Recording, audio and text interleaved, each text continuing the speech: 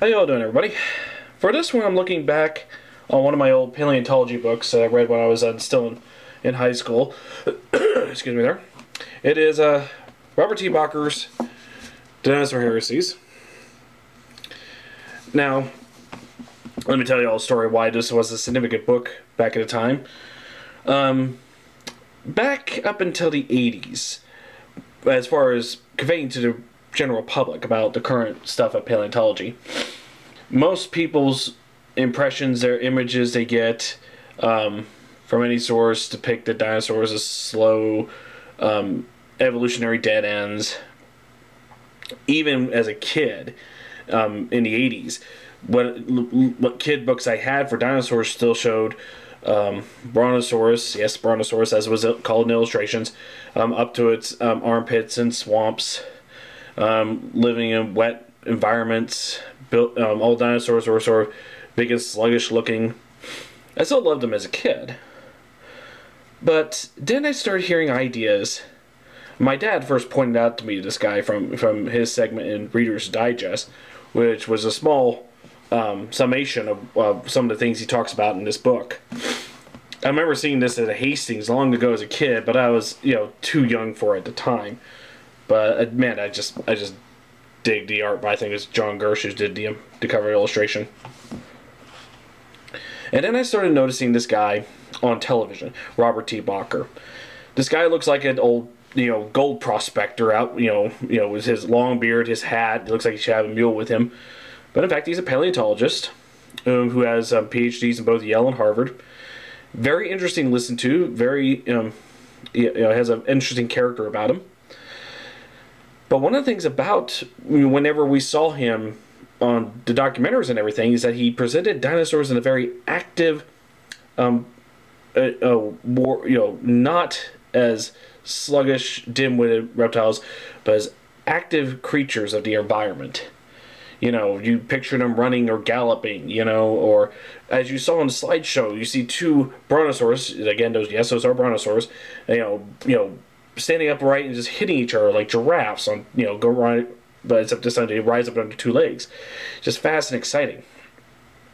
Bakker and a few others, but mostly here for Bakker, was part of a paradigm shift of shifting dinosaurs away from the old ways in paleontology and into this new active way. Now, in hindsight, of course, he sort of overshot, went too far into how big and active these animals are, so it's kind of, with more research done into this, it kind of shifted to what's more accurate and realistic what these animals can do. But still ahead of its time. Well, I wouldn't say ahead of its time, but it was actually of that time. This is how research goes. He was one of the big proponents and actively talking about the relationship between dinosaurs and, and birds, and again, more evidence about their active lifestyle. Now, he did not discover this. Many paleontologists from, as far back in the 1800s or so, was proclaiming the relationship between dinosaurs and birds. But it wasn't until Bakker's mentor, John Ostrom, who was the discoverer of Deinonychus, one of the relatives of Velociraptor, and showed the comparisons between that group of dinosaurs into birds. So eventually, I got to this book and I got to read it during the summer. It's one of the first big books I've read. I didn't start seriously reading books until I was after my freshman year of high school, right before my sophomore year. And it was this one, Dragonlance, that I was into at the time. It's a wonderful book to read. Very good guide about how people thought about dinosaurs back then, and a new paradigm shift that he was presenting now about how active they were. Let's see. It gives a great introduction and clarifications of what people's misconceptions are about the warm bloods and the cold bloods. Because mammals are considered the epitome of as far as advancement of animals and humans in particular. But one of the things that he's done in this book, when I've read it, was a good explanation of the pros and cons of being a warm-blooded animal or a cold-blooded animal. In one of the chapters where he describes that, really stuck to me on this. This book has over 200 illustrations, all of which are done by the author. And I always did like his style. You know, like Abby, sorry for the light there. Let's see what else there.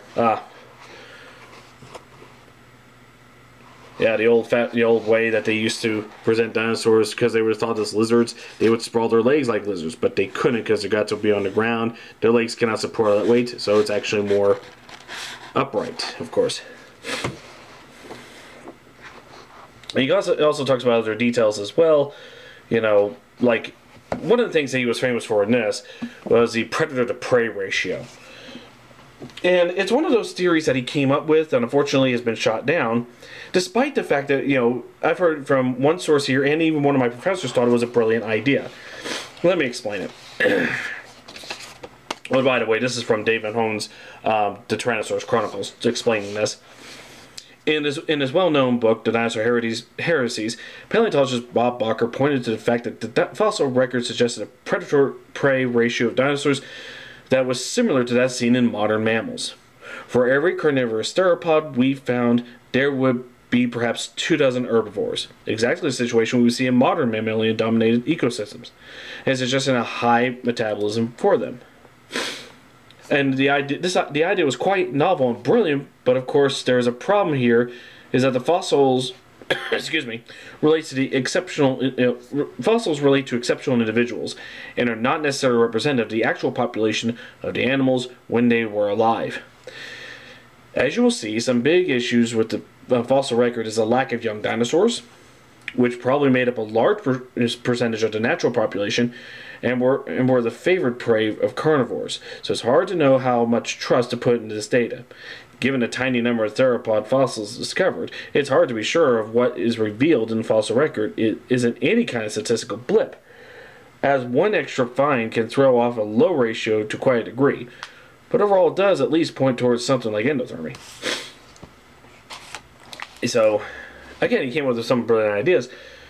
And one of the other professors from a few years back, who actually used his illustrations and his explanations in one of his lectures to explain, again, the pros and cons of, warm-bloodedness and cold-bloodedness, and he used a lot of the information and many illustrations here.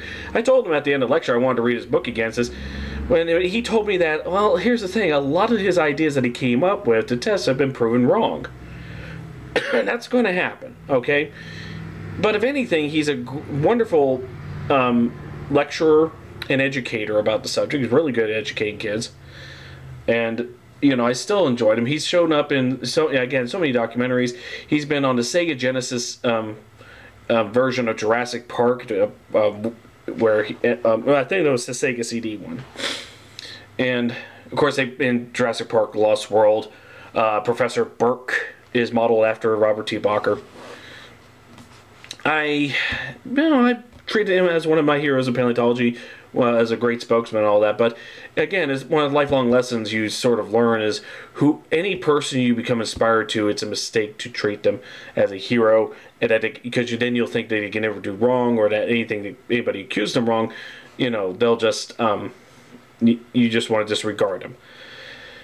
Bad idea. Bad idea. No matter who you admire, they're still human. They can still be wrong at many things, if not the majority of things. That doesn't make them bad people. You shouldn't necessarily, disregard them entirely unless they are shown to be frauds or liars and stuff like that. But he still does this work. I think he's done a lot of work in Wyoming. I think he's currently now in Texas. But again, upon reading this and enjoying it as I did, I got to find, there's this other book that he did, which is, if you like walking with dinosaurs and that type of thing, this one you should look into, Raptor Red.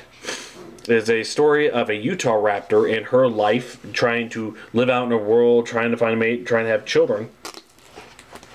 Takes place in North America. Is the only colored illustration. All the other interior illustrations, again, is done by the author. But let's see. Which is either done in the chapter pictures, but there's also this. Dramatis persona. Got a dactyl, troodon. There's the Raptor Red. Deinonychus, all the characters you find in this book. It's a wonderful read. I think one critic I've heard from one of my teachers a long time ago is that he does kind of makes the creatures too human. Of course, this is one of my high school teachers, so I borrow my book one time, and much as I still enjoyed it, but so where do I want to go with this? Well, besides the hero worshipping, R and Raw kind of invited him to be a speaker in a creation evolution debate, where despite the fact that Bakker is a hands down supporter of evolution, he's also a minister himself. I don't know much about that. He's never advertised. He does keep that separate from documentaries and all that. But that talk didn't go so well. Long story short, if you go to Arron's channel, he'll point out several times that event. But again, despite the fact that a lot of these other ideas that he brought about in this book is the connection between dinosaurs and flowers, angiosperms in particular. And well, it's been a long time since I've read it. He tries to do that. Another one of his ideas I think is more or less debunk is his view on the extinction of the dinosaurs, because his idea was not because of a meteor, but because of, at the time of the Cretaceous, a lot of land areas were now cleared of water. Animals can cross, especially between Asia and North America. And his idea is that diseases killed the majority of dinosaurs, and that would explain a lot of deaths. And while explaining why a lot of others lived, that's an idea that he had that's more or less gone. It's not so much supported.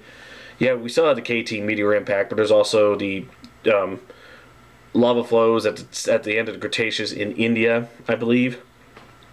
And that's another big contributor that could cause major havocs across the world. So it seems as though that a lot of his ideas that he could bring about to test didn't hold up so well, despite that some of them were quite, one or two were being quite brilliant. Excuse me again. So I would still suggest in the same way, it's still an entertaining read. Give it a go. If you ever find this book, Dinosaur Heresies of Robert T. Bakker. Dated as it is, this is done back in the 80s, but it gives you an idea of how a paradigm shift like this could be major, and still be quite convincing, at the time. Excuse me again, but as he shifts over to one side, he kind of overstepped his bounds on how big and active they were, and over time, it swings back to closer to what we think is probably more accurate, while still searching for this. So yeah, sorry if it sounds, this rant's kind of incoherent and all that, but then as my suggestion, Dinosaur Heresies, or if you just want some good entertainment, check out Raptor Red. It's by the same author. Thank you all for watching, and you have a nice day.